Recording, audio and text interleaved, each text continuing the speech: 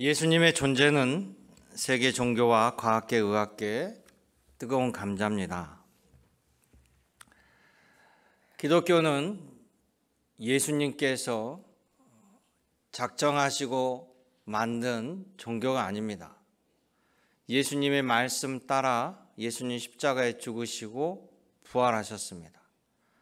부활하신 예수 그리스도의 제자들이 또 부활하신 예수님을 만나는 사람들이 예수님의 말씀 따라 증인이 되었고 함께 모여서 성만찬을 하며 예수님의 가르침대로 행하는 것을 세상 사람들은 교회라고 하고 그리스도교라고 칭하였습니다. 그런데 과학계나 의학계는 신의 존재를 부정합니다. 또한 죽은 사람의 부활은 있을 수 없다라고 못 받고 있습니다. 기독교는 사람이 죽었다가 살아났다라고 이야기하는 것이 아니라 부활하신 예수님 때문에 시작된 거예요.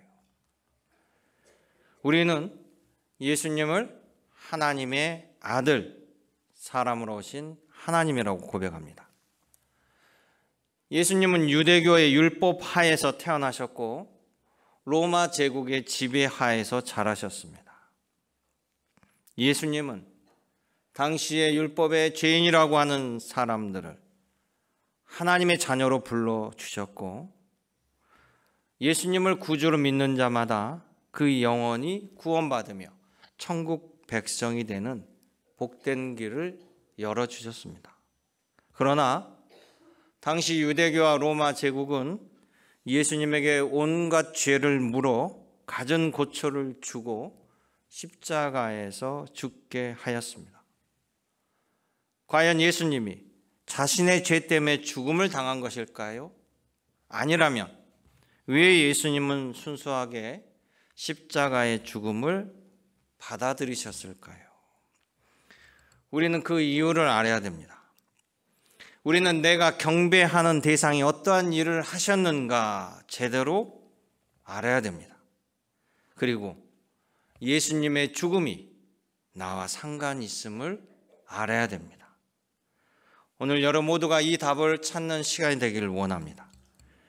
예수 그리스도의 죽음이 나에게 큰 은혜가 되는 사건임을 모두가 이 시간 깨달아 하시고 주님께 감사하는 시간이 되기를 주님의 이름으로 당부드립니다. 그렇다면 예수님은 과연 누구시고 예수님은 무슨 죄로 죽임을 당하셨는가? 이 문제입니다. 우리가 읽었던 이 이사야서 53장 이사야서 말씀은요, 예수님이 태어나시기 전 700년 전에 남유다 왕국에서 하나님의 말씀을 전하는 예언자였습니다. 그가 700년 후에 태어나실 하나님의 약속하신 그리스도 예수에 대해서 증거합니다. 뭐라고 하냐면 한 아기가 이 땅에서 태어나는데 그 아기가 영원하신 하나님이시다, 신이시다라고 증거하는 거예요. 더 놀라운 것은 하나님이 이 땅에 태어나셨는데 오늘 읽었던 이사야 53장 3절에 그가 세상의 멸시를 받고 순환을 당하고 사람들에게 죽임을 당한다라고 예언하고 있다는 거예요. 그 뒤로도 계속 선지자들이 나타나서 하나님의 예언을 전합니다. 하나님이 보내실 그리스도는 다윗의 후손으로 오고 베들레헴에서 태어나고 또 마지막 400년 전 말라기 선지자는 예수님이 오시기 전에 예수님의 오심을 준비하는 자가 나타날 것이다. 그런데 이사야 선지자 예언 뒤 700년 후에 이사야 선지자가 섬겼던 그 나라 남유다는 멸망하고 사라져 버렸어요. 그리고 그 땅은 여러 제국을 거치고 나중에 로마 제국이 통치하는 시대가 되었습니다. 로마 제국 하에서 예언의 말씀 그대로 예수님께서 베들레헴에서 태어나시고 예수님께서 예언의 말씀대로 하나 둘씩 이루어 나가십니다. 바울은 그런 예수님을 로마서 1장 3절에 이렇게 고백합니다. 육신으로는 다윗의 혈통으로 예수가 나셨고 죽은 자들 가운데 부활하사 하나님의 아들로 선포되셨으니 곧 우리 주 예수 그리스도이시다. 이렇게 고백하고 있어요.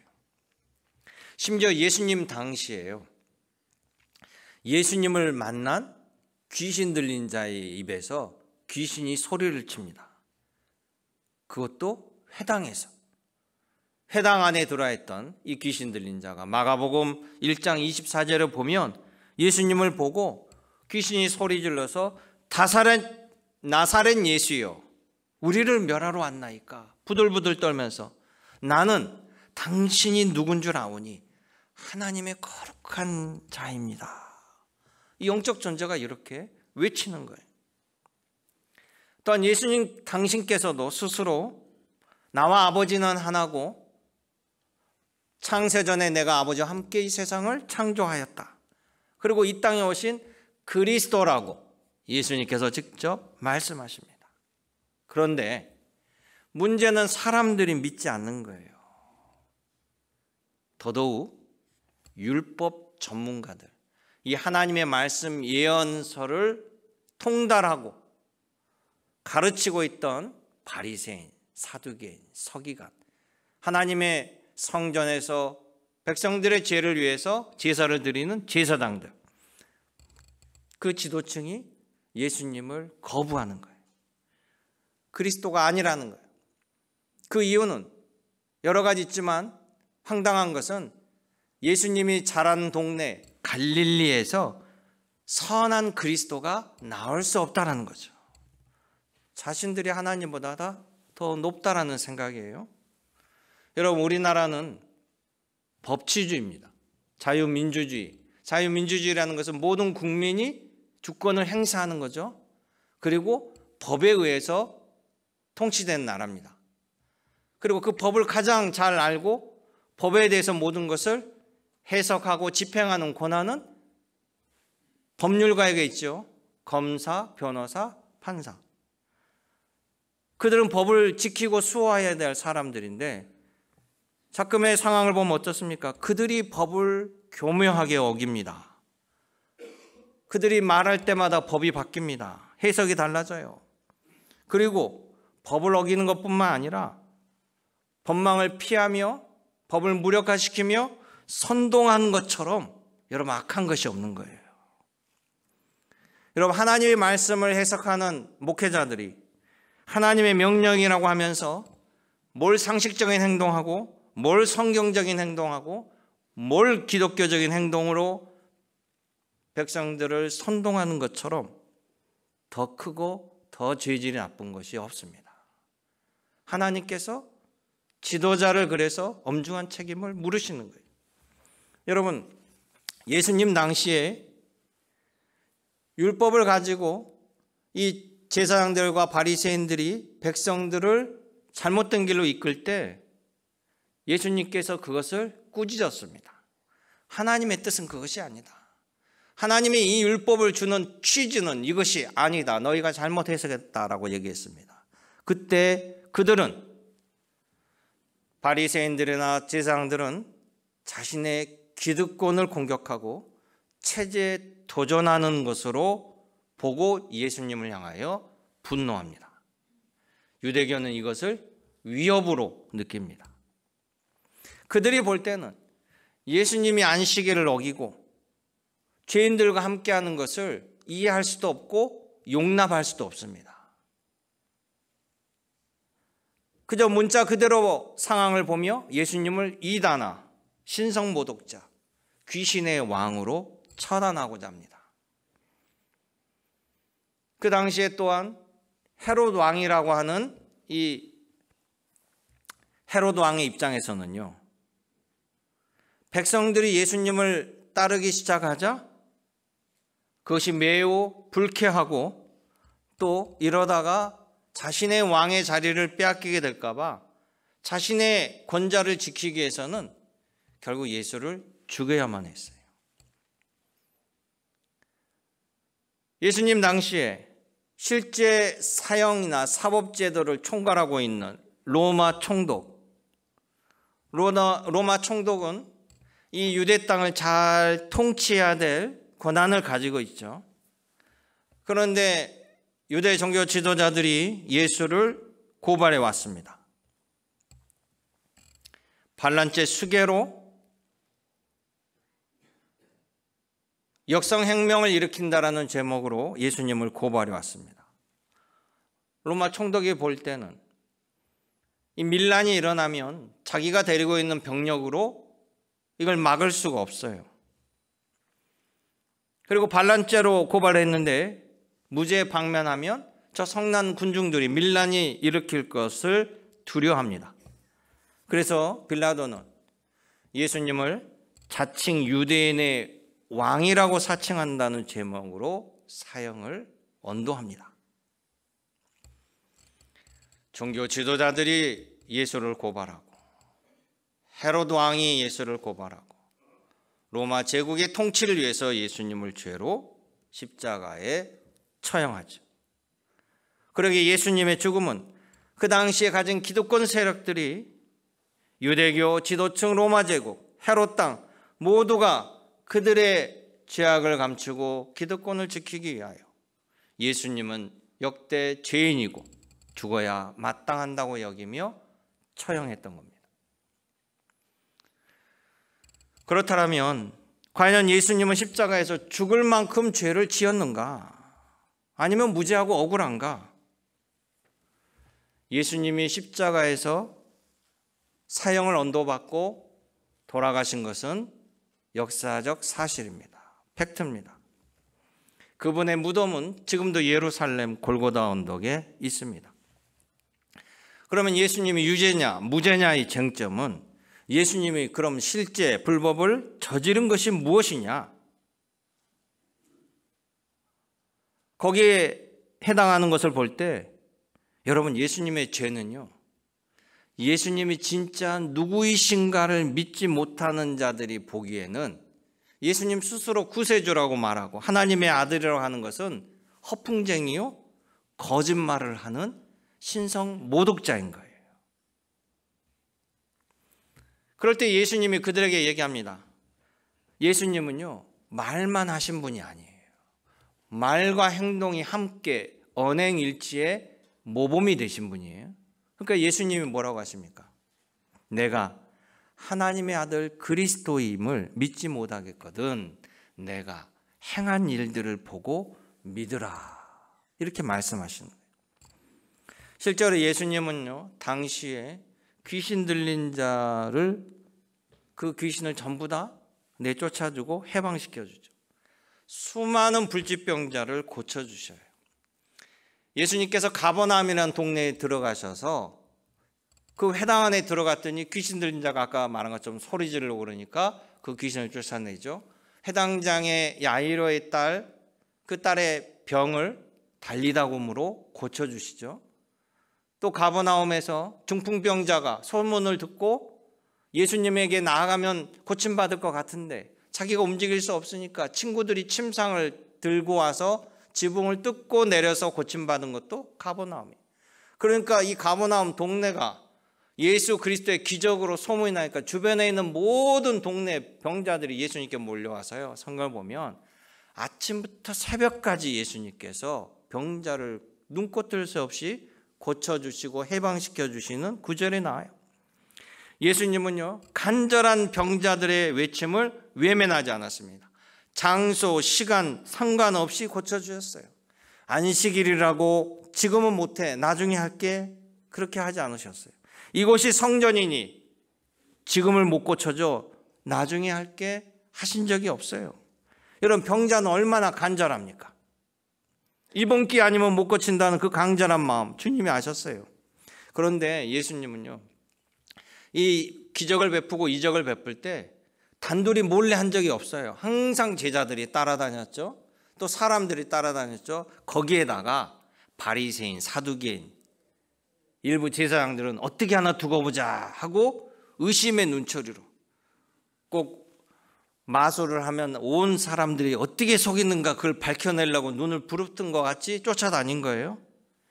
그 자리에서 병자를 고치는데 고칠 때마다 예수님께 시비를 겁니다. 귀신을 쫓아내줬더니 저거는 하나님의 능력이 아니야. 바알세불 귀신의 왕의 능력으로 하는 거야 라고 맹비난합니다. 앞을 보지 못하는 자가 실로암에 가서 씻어라라고 주님께서 고쳐주자 이들이 와서 그 고침받은 자에게 묻습니다. 너 봉사했던 거 맞아? 너 눈 못 보는 거 맞아? 너 가짜 아니야? 그 사람이 아니라고 예수님이 고쳐줬다고 하니까 그 부모에게 찾아가서 당신 아들이 정말 봉사인 거 눈 못 보는 거 맞아요? 얼마나 악합니까? 그렇게 집요했습니다. 그러면서 마가복음 3장 6절에 보면 안식일에 예수님이 손 마른 자를 만난 거예요. 어떻게 하겠어요? 그의 불쌍함을 보고 예수께서 그 손 마른 자의 손을 고쳐주셔요. 그랬더니 바리새인들이 안식일에 손 마른 자를 고쳐줬다라고 그 길로 나가서 자기들과 사이가 안 좋은 헤롯당하고 권력을 가진 헤롯당하고 작당하여서 예수를 어떻게 죽일까 논의한다라고 성경에 나와 있어요.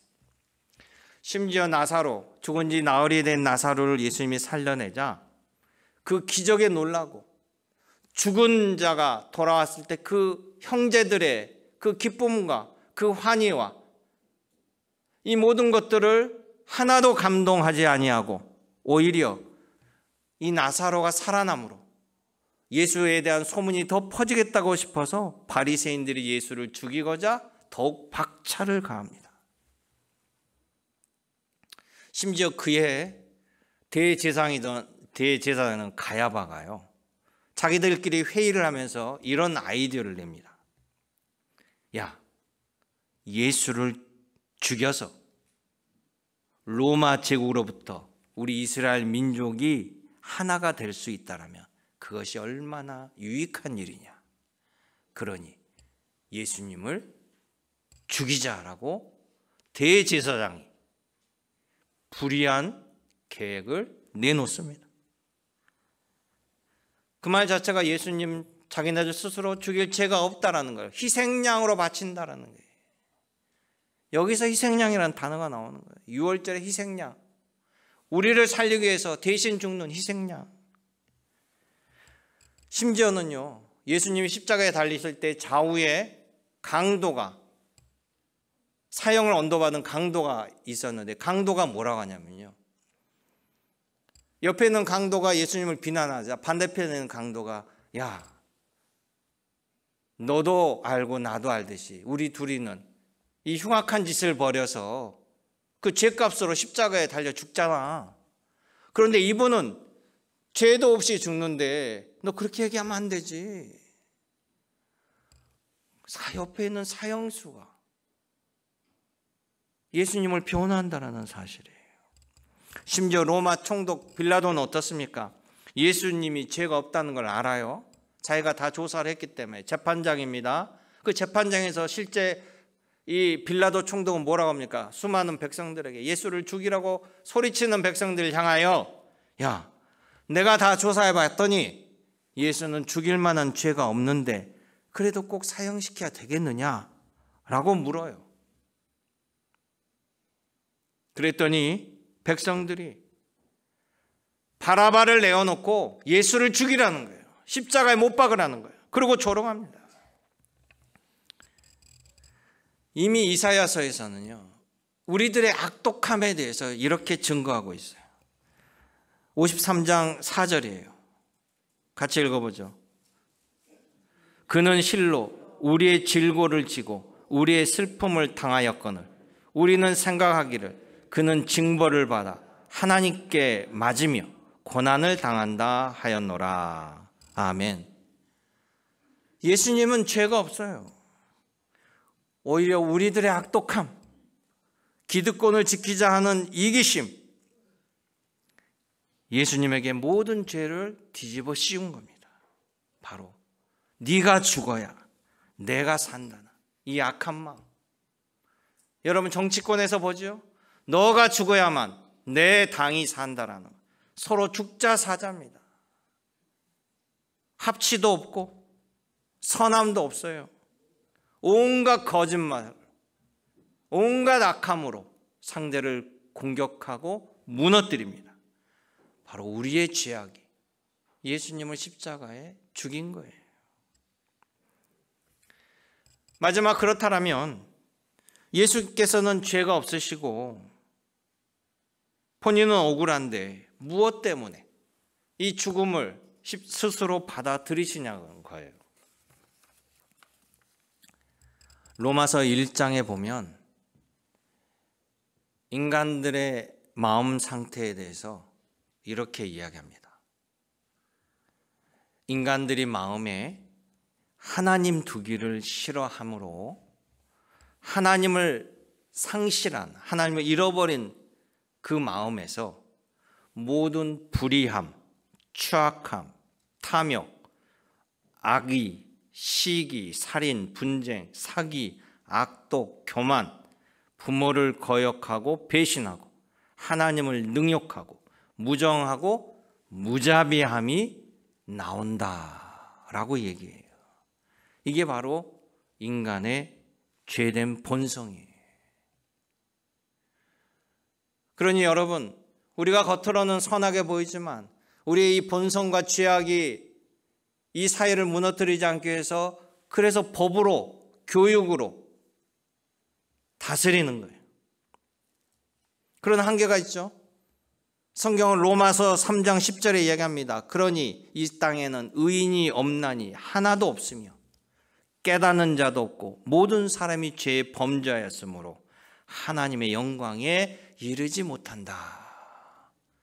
이게 성경의 결론이에요. 우리의 죄성 때문에 죽음에 이르게 된 거예요, 여러분.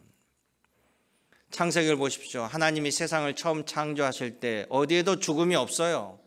우리에게 가장 좋은 것, 최상의 것으로 에덴 동산을 주시고 우리에게 모든 것을 풍요로운 곳에 태어나게 하시고 가정을 주셨어요.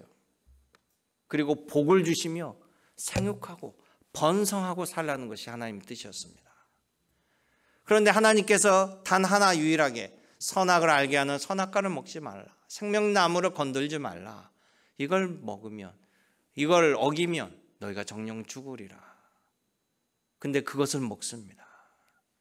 거기에서 죽음이 나오기 시작하죠.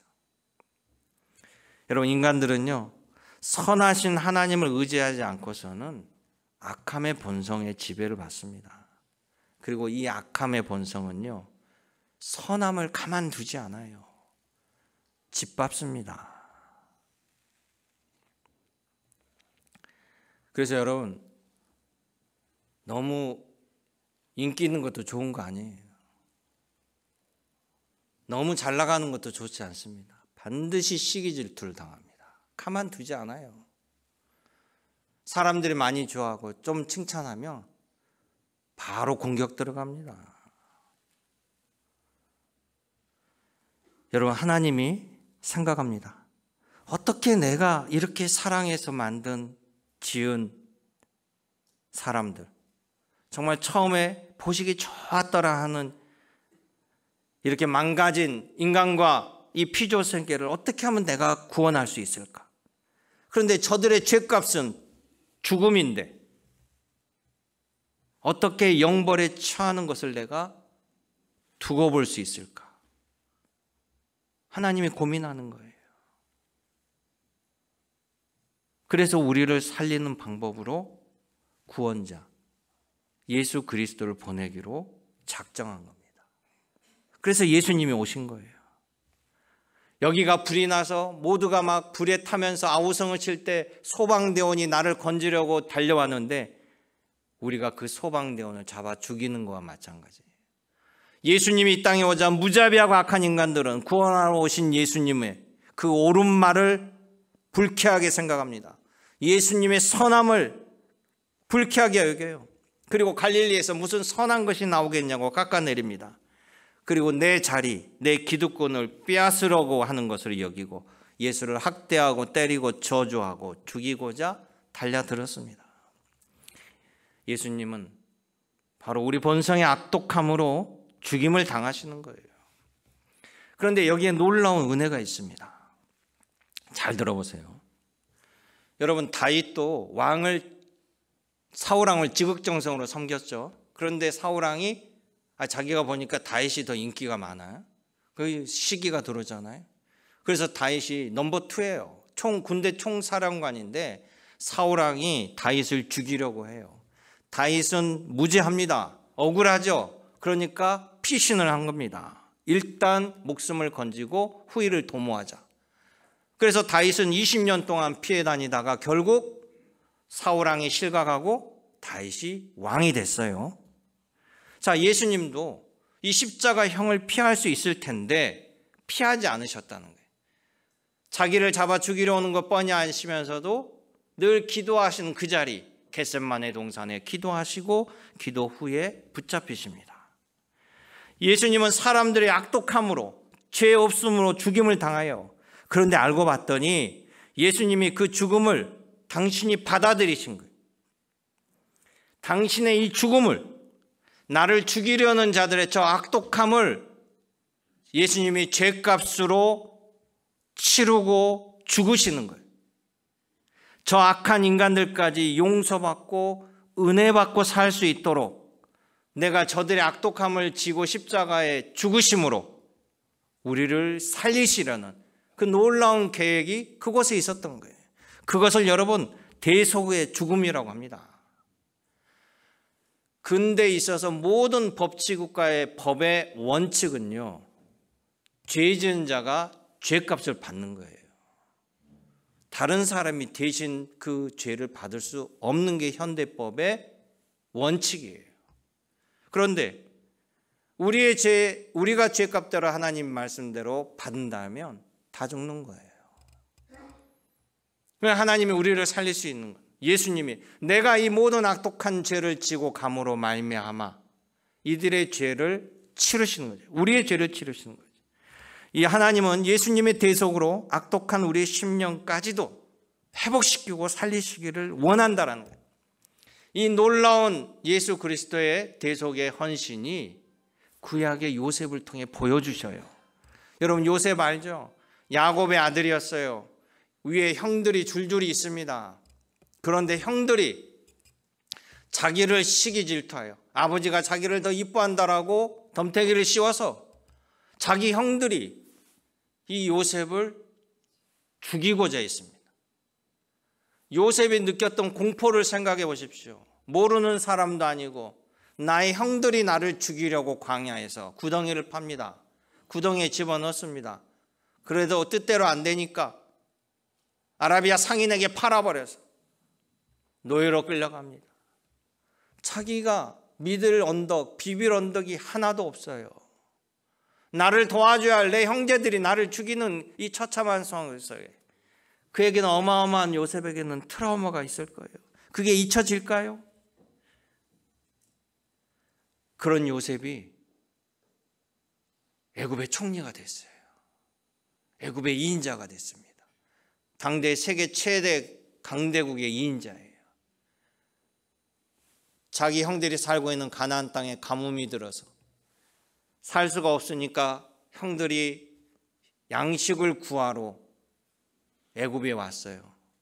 요셉이 그것을 봤습니다. 어떻겠습니까? 형들이 요셉을 만났을 때 그들은 얼마나 놀랐겠어요. 지은 죄가 있으니까. 요셉을 보자마자 기겁을 합니다. 우리는 이제 죽었구나. 그런데 아버지 때문에 요셉이 살려준 줄 알았어요. 그런데 정작 중요한 건 나중에 아버지 야곱이 죽고 장례를 치른 다음에 본격적으로 형제들이 발발발발 떱니다. 그때 요셉이 뭐라고 합니까? 당신들이, 형들이 나를 죽이려고 이곳에 보냈지만 하나님은 불의를 선의로 바꾸셔서 여러분들을 구해 주라고 나를 이곳에 먼저 보냈습니다. 그러니 두려워하지 마십시오. 내가 형들과 형들의 자녀들, 후손들까지 다 책임지겠습니다. 할렐루야. 대속의 사랑이에요. 여러분, 예수님 때문에 새 생명을 얻은 거예요. 우리 5절을 읽어볼게요. 그가 찔림은 우리의 허물 때문이요, 그가 상함은 우리의 죄악 때문이요, 그가 징계를 받음으로 우리는 평화를 누리고 그가 채찍에 맞아 우리는 나음을 받았도다. 아멘. 6절에 우리는 다 양 같아서 잘못된 길을 행하며 각기 제 멋대로의 길로 갔거늘 여호와께서는 우리 모두의 죄악을 예수님에게 담당시키셨도다. 할렐루야. 여러분, 이런 감사가 어디 있습니까? 이런 축복이 어디 있습니까?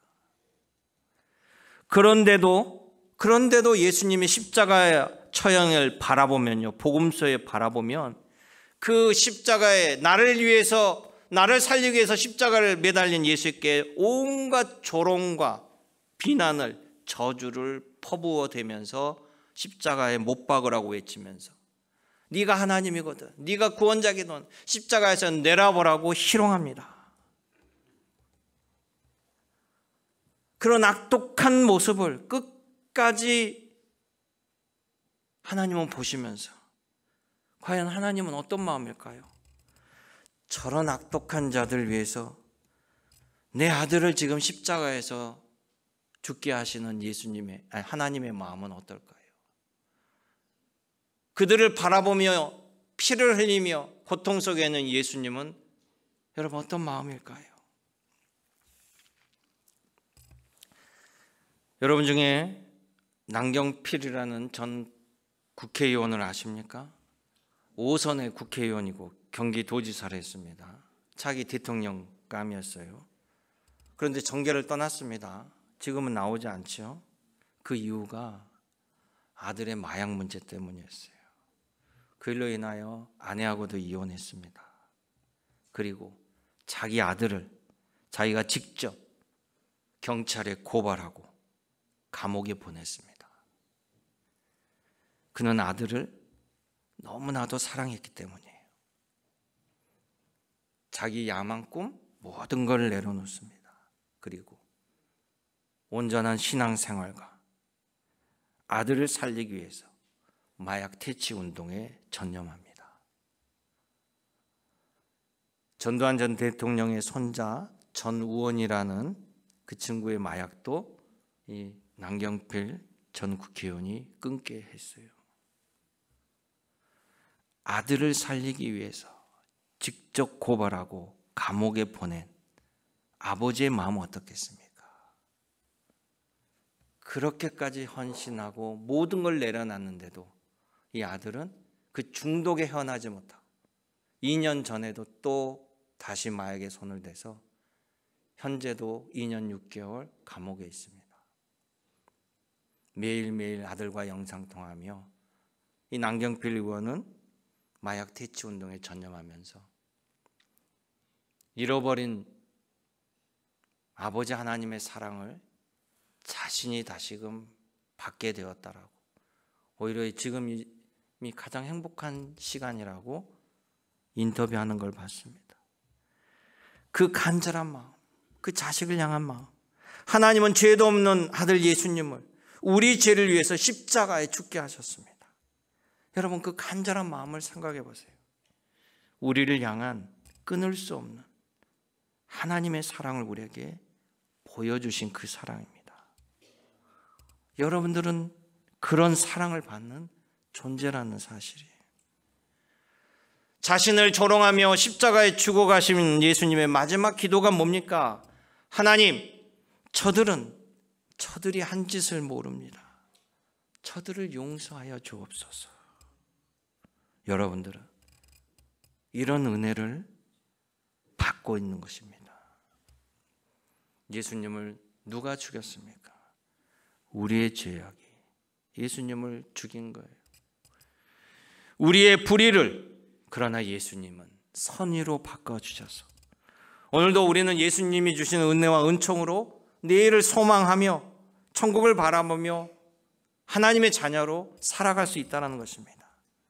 날 위해 모든 것을 내어놓으신 우리 구주 예수님을 진심으로 사랑하고 따라가는 이 종료주일, 이 고난주일 되기를 주님의 이름으로 간절히 간구드립니다.